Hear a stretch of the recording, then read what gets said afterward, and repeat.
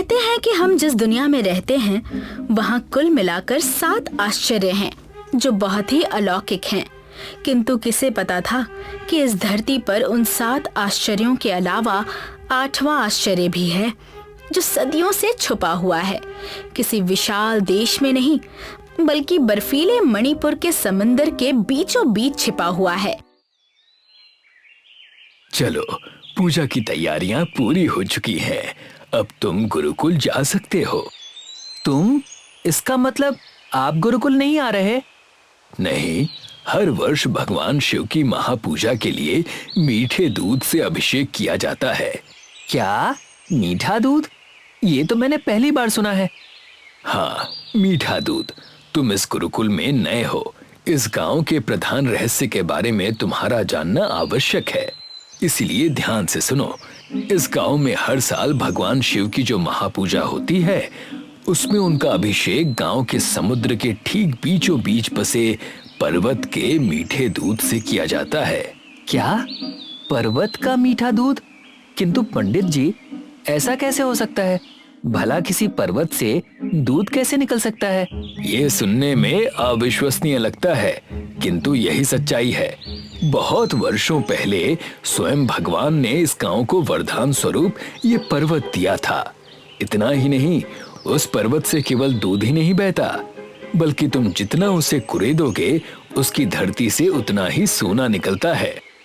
क्या?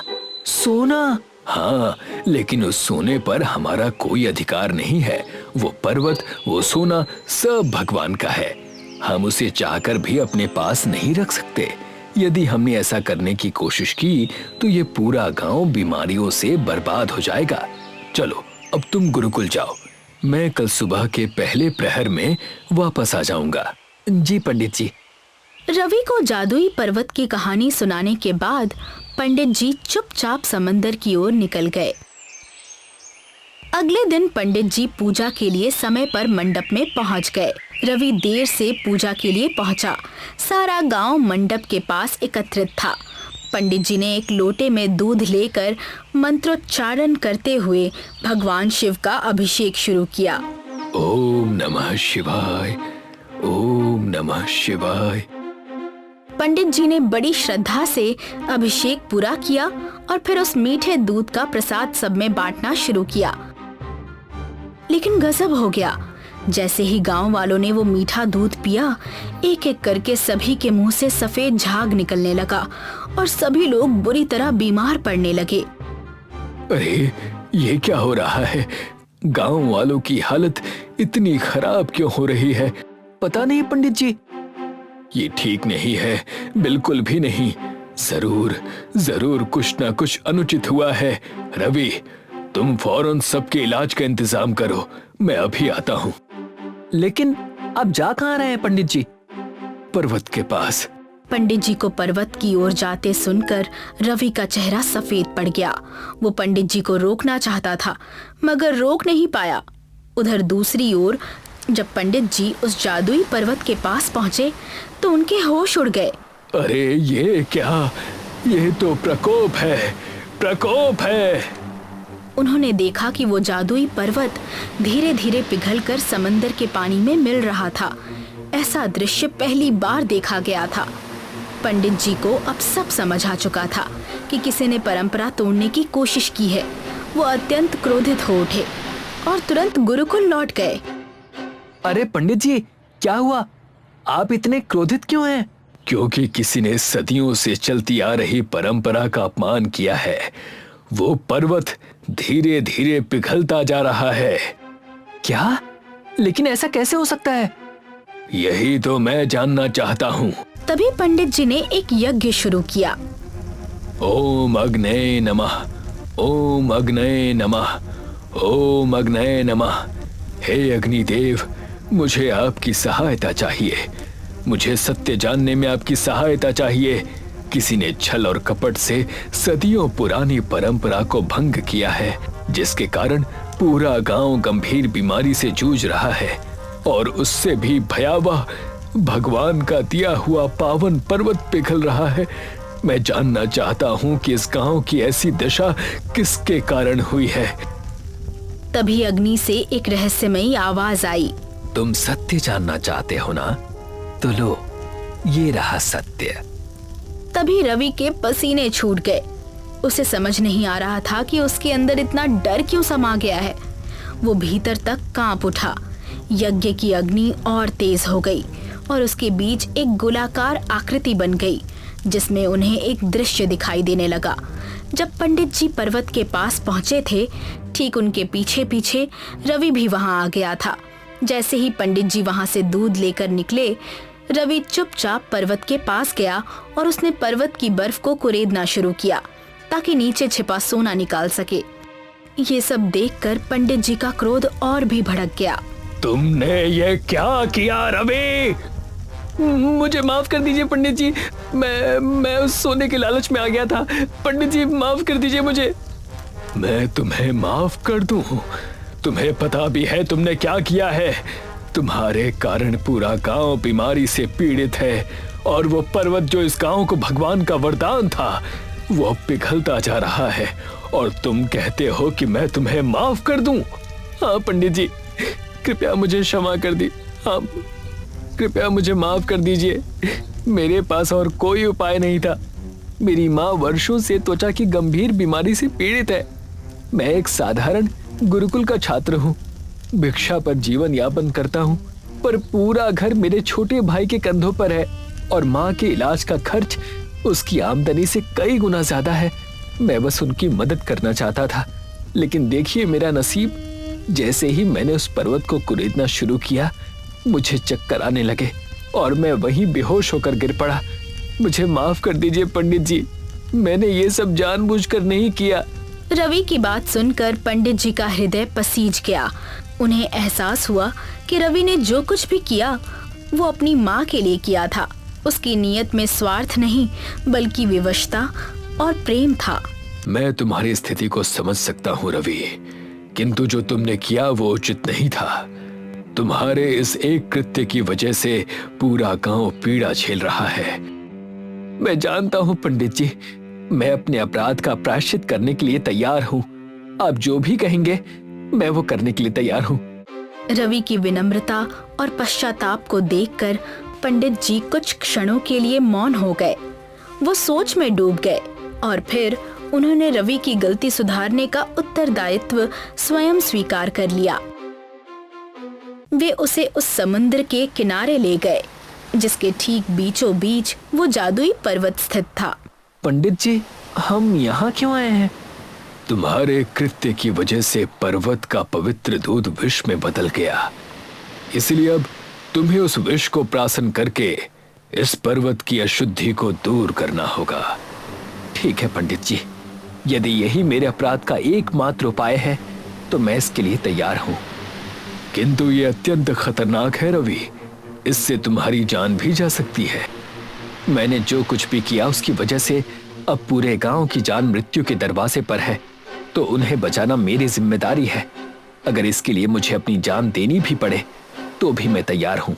रवि के आत्मविश्वास और बलिदान की भावना को देखकर पंडित जी के चेहरे पर एक हल्की मुस्कान आ गई। उन्होंने मंत्रोच्चारण आरंभ किया। ओम नमः शिवाय, ओम नमः शिवाय, ओम नमः शिवाय। अचानक एक चमत्कार हुआ। जो पिघलता पर्वत था, उसकी चोटी से धीरे धीरे दूध की एक धार नीचे बहने लगी। रवि ने उस बहते दूध को अपनी कटोरी में लिया, आंखें बंद कर उसे पीने लगा, जिसके कारण दूध की धार रुक गई। लीजिए पंडित जी, मैंने अपना प्रायश्चित पूर्ण किया, कृपया मुझे क्षमा कर दीजिए। और इतना कहकर बेचारा रवि वहीं बेहोश हो गया। पंडित जी, पंडित जी! क्या हुआ रामू? पंडित जी, चमत्कार हो गया। सारे गांव वालों को होश आ गया है और सब बिल्कुल स्वस्थ हैं। क्या सच में? तभी पंडित जी ने पीछे देखा तो वो पिघलता हुआ पर्वत समंदर में डूब गया और उसके स्थान पर एक नया बड़ा चमकता हुआ सफेद पर्वत समंदर से ऊपर उभरने लगा, जिससे दूध की धाराएं बह रही थीं। तभी उसी समय रवि को होश आ गया। उसने आंखें खोली और देखा उसके सामने एक नया दूध से बहता पर्वत खड़ा था। अरे मैं जिंदा हूँ और ये पर्वत ये कहाँ से आया? ये सब तुम्हारे कारण हुआ है रवि। तुमने उस विष का प्राशन कर भोलेनाथ को प्रसन्न किया और उसी के फल स्वरूप उन्होंने इस धरती को एक और पवित्र पर्वत का वरदान दिया है। पंडित जी की बात सुनकर रवि की आंखों में आंसू आ गए, लेकिन वो आंसू थे पश्चाताप से जन्मे गर्व और सुख के। पूरा गांव अब फिर से समृद्ध और सुरक्षित हो गया था। बहुत समय पहले की बात है। एक छोटे से गांव में एक घना जंगल था। उस जंगल के बीचों बीच एक विशाल और रहस्यमयी पेड़ था। ये कोई साधारण पेड़ नहीं था, क्योंकि इस पर फल फूल नहीं लगते थे, बल्कि इसकी शाखाओं से मीठा और पौष्टिक दूध टपकता था। अरे ये क्या, इस पेड़ पर कोई फल या फूल नहीं है, लेकिन इससे दूध की धाराएं बह रही हैं। क्या सच में पंडित जी? हाँ, ये तो अद्भुत है। जाओ शिष्य जाओ, पूरे गांव में इस जादुई पेड़ की खबर फैला दो। पंडित जी के कहने पर शिष्य उनके आदेश का पालन करता है और गांव में जादुई पेड़ की खबर फैलाने का इंतजाम करता है। अरे पंडित जी, आज आपने सारे लोगों को यहाँ मंदिर में इकट्ठा क्यों कराया? बताता हूँ शिष्य। गोपी भाभी, हमने सुना है कि आपके पैर पर बड़ा जख्म हुआ है। जी हाँ, सही कहा तुमने, लेकिन उसका यहाँ से क्या संबंध? बताता हूँ। क्या आप ये एक कटोरा दूध पी सकती हैं? शिष्य की बात सुनकर सब आश्चर्य हो गए, लेकिन गोपी ने वो पूरा दूध खत्म कर दिया और चमत्कार हो गया। गोपी के पैरों का जख्म अपने आप भर गया। अरे देखो, देखो मेरा जख्म ठीक हो गया, मेरा जख्म ठीक हो गया। अरे ये तो कमाल हो गया। पंडित जी, ये सब क्या है? आपने आखिर क्या जादू किया कि मेरे पैरों का जख्म ठीक हो गया? जादू मैंने नहीं, इस दूध ने किया है। मतलब? बताता हूँ। दरअसल मुझे पिछले हफ्ते एक जादुई पेड़ के बारे में पता चला, जो कि हमारे गांव के जंगल में मौजूद है। क्या? जादुई पेड़? हाँ, जादुई पेड़। एक ऐसा पेड़ जिस पर ना फल है और ना ही फूल, बल्कि उस पेड़ से दूध की धाराएं बहती हैं। क्या? दूध की धाराएं? हाँ, मानता हूँ कि सुनने में थोड़ा अविश्वसनीय है, परंतु यही सच है। मैंने स्वयं उस पेड़ को देखा है।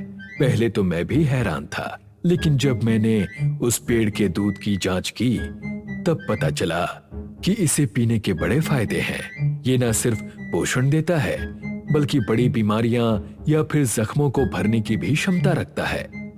पंडित जी की बातें सुनकर सारे गांव वासी खुश हो गए। उस दिन के बाद से गांव के सभी लोगों के लिए उसी पेड़ से दूध पहुंचाया जाता था। जादुई पेड़ की वजह से पूरा गांव समृद्ध हो चुका था। पूरे गांव में पोषण की कोई कमी नहीं थी, ना किसी बीमारी का नामो निशान था। लेकिन जहां पूरा गांव जादुई पेड़ की वजह से खुश था, वहीं इस जादुई पेड़ ने तो मानो सबके जीवन के अंधेरे को मिटा दिया है। तो क्यों ना मैं कुछ इससे ऐसा करूं जिससे मुझे और फायदा मिले।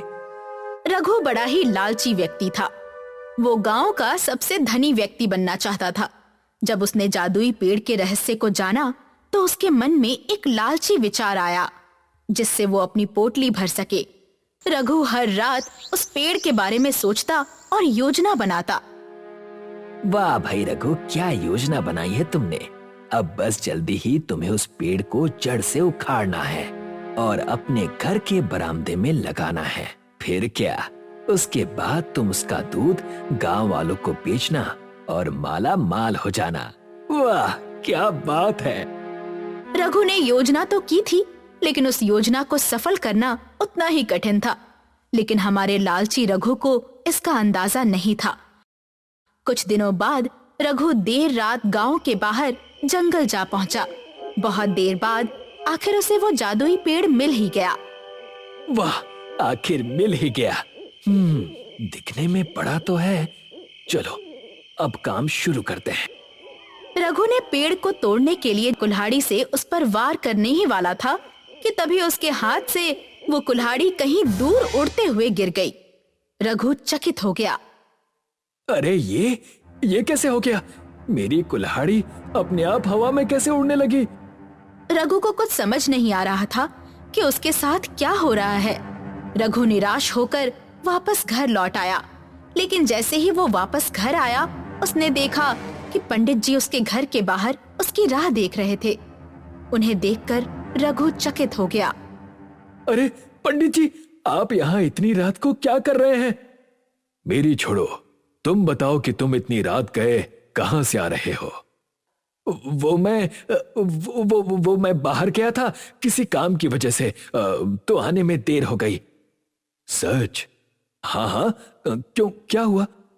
ठीक है, वैसे जाते जाते एक बात कहना चाहता हूं। जिस प्रकार झूठ बोलना गलत है, उसी तरह झूठ की कमाई भी गलत है। पंडित जी की बात सुनकर रघु कुछ गड़बड़ा गया। उसे डर लगने लगा कि कहीं उन्हें कुछ पता तो नहीं चला, लेकिन उसने उस बात को अनदेखा कर दिया। पिछली रात जो हुआ था उससे रघु निराश था। तभी गांववासी उसके घर की ओर चले आ रहे थे। अरे ये क्या, सारे गांववासी यहाँ क्यों आ रहे हैं? रघु बाहर चला गया। अरे गांव वालों, सुबह सुबह आप सब यहाँ क्यों आ रहे हैं? शर्म नहीं आती तुम्हें ये पूछते हुए? अरे ये क्या बदतमीजी है? अरे वाह, गलती तुम करो और बदतमीज हमें बोल रहे हो। गलती? कौन सी गलती? कल तुम कहाँ थे रघु? अच्छा, इस पंडित ने चुगली कर ही दी। चुगली नहीं, सच्चाई बताई है मैंने सबको। सच्चाई? कैसी सच्चाई? अच्छा, ये बताओ कि तुम कल जंगल में उस जादुई पेड़ के पास क्या कर रहे थे? रघु पंडित जी की बात सुनकर गड़बड़ा गया। आपको कैसे पता चला? क्योंकि कल मैं भी वहीं पर था। तुम उस पेड़ को तोड़ने की कोशिश कर रहे थे। देखिए, ये पंडित झूठ बोल रहा है। शर्म नहीं आती? मुझे झूठा कह रहे हो? मैंने अपनी आंखों से तुम्हें उस पेड़ के पास देखा है। हाँ, बताओ तुम क्या कर रहे थे, बोलो। गांव वालों के सवाल से रघु परेशान हो चुका था और उसने सारा सच बता दिया। हाँ, मैं गया था उस पेड़ के पास, उसे काटने की कोशिश की तो क्या गलत किया? पिछले 2 महीने से मेरे पास कोई काम नहीं है, इसीलिए उस पेड़ को काटकर मैं उसे यहाँ मेरे घर के बाहर लगाने वाला था और वही दूध बेचकर पैसे कमाने वाला था। तो बोलो क्या गलत किया मैंने? मेरा भी जीवन है, घर है, जिम्मेदारियां हैं, इसीलिए अगर मैं उस पेड़ से पैसे कमा भी लूं तो क्या गलत है इसमें? गलत यह है कि तुम जिस पेड़ को काटने जा रहे थे वो कोई साधारण पेड़ नहीं है। तुम्हारी एक गलती की वजह से कुछ भी हो सकता था। मुझे नहीं लगता कि मेरे कुछ ऐसा करने से कुछ भी बुरा होता। तुमसे बात करना ही बेकार है मूर्ख। बस अब बहुत हुआ। तुम्हारी इस गलती की वजह से तुम्हें गांव से बहिष्कृत किया जाता है। क्या? नहीं, आप लोग ऐसा नहीं कर सकते। निश्चित रूप से हम ये कर सकते हैं। तुम्हें आज के आज ही गांव से बाहर जाना पड़ेगा। हाँ, ये सही है। पंडित जी की बात सुनकर रघु गुस्से से तिलमिला उठा। उसे पंडित जी का ये निर्णय बिल्कुल पसंद नहीं था। नहीं, तुम लोग गलती कर रहे हो। मुझे बाहर निकालकर बहुत बड़ी गलती कर रहे हो। भुगतोगे, सब के सब भुगतोगे। रघु गुस्से से गांव से बाहर निकल गया। रघु के जाने के बाद सबको डर था कि रघु उस जादुई पेड़ को कहीं कुछ कर ना दे, इसलिए पंडित जी ने गांव वालों के कहने पर उस पेड़ के पास पहरेदारी शुरू करवा दी। लेकिन 3 महीने हो गए पर रघु का कोई नामो निशान नहीं था, इसलिए 3 महीने बाद पंडित जी ने पहरेदारी हटवा दी। सबने मानो चैन की सांस ले ली थी। लेकिन गजब हो गया। जिस दिन पंडित जी ने जादुई पेड़ से पहरेदारी हटवा दी, उसी दिन रघु ने जादुई पेड़ पर हमला कर दिया। पंडित, तूने मुझे बाहर निकाल कर ना बहुत बड़ी गलती की है। तू इस पेड़ को बचा रहा था ना, अब देख मैं इसका क्या हाल करता हूँ। रघु ने तय कर लिया था कि वो उस पेड़ को बर्बाद करके ही रहेगा। तभी अचानक उस पेड़ से एक परछाई बाहर आ गई। उसे देखकर रघु चकित हो गया। देखो, ये पेड़ इस गांव के लिए उनके पूर्वजों की देन है। इसे बर्बाद मत करो। नहीं, मैं अब किसी की नहीं सुनने वाला। जिन लोगों ने मुझे इस गांव से बाहर निकाला है उन्हें उनकी गलती की सजा मिलकर रहेगी। ठीक है, जैसी तुम्हारी इच्छा। और वो परछाई हवा में गायब हो गई और रघु ने उस जादुई पेड़ को अपनी कुल्हाड़ी से तोड़ मरोड़ दिया। अब देखता हूँ गांव वालों का भला कैसे होता है। रघु खुश था, उसका बदला पूरा हो चुका था। लेकिन जैसे ही वो पलटकर आगे बढ़ा, उसके पूरे शरीर में करंट जैसा कुछ बहने लगा और तब उसे उस परछाई की बात याद आई। देखो, ये पेड़ इस गांव के लिए उनके पूर्वजों की देन है, इसे बर्बाद मत करो। अब रघु को एहसास हुआ था कि गुस्से में लिए उसके एक फैसले की वजह से उसकी ये हालत हो गई थी। सीख, इंसान को अपने क्रोध पर काबू पाना आना चाहिए, वरना वही क्रोध उसकी बर्बादी का कारण भी बन सकता है।